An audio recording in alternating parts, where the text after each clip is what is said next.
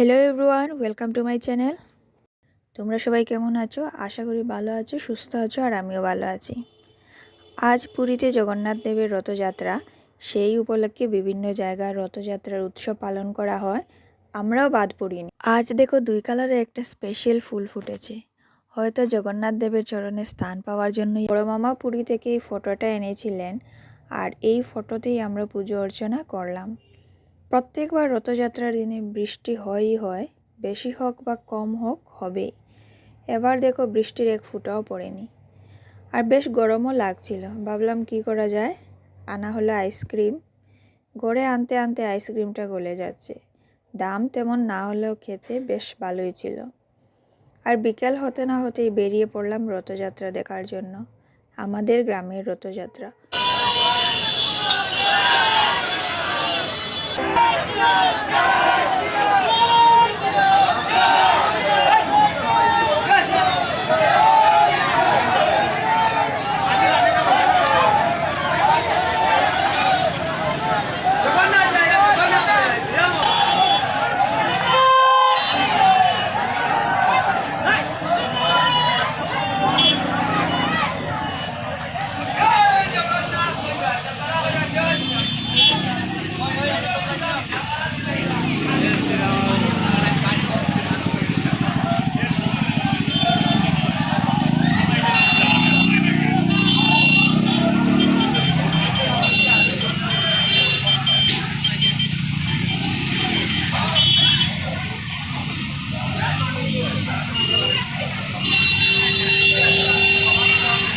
শুধু আমাদের গ্রামের বলা যাবে না, কয়েকটা গ্রামের মধ্যে একটা হয়।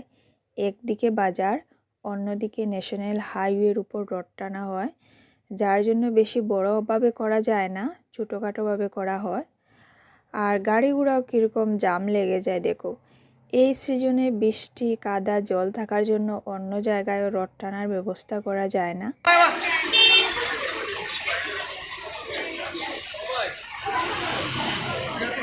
তো যাই হোক, রথ টানা দেখে বাড়ি আসার সময় নিয়ে আসলাম জিলাপি, আর গড়ে এসে পাঁপড়, কাঁচা লঙ্কা ফ্রাই করে জিলাপির সঙ্গে জমিয়ে খাওয়া দাওয়া হলো।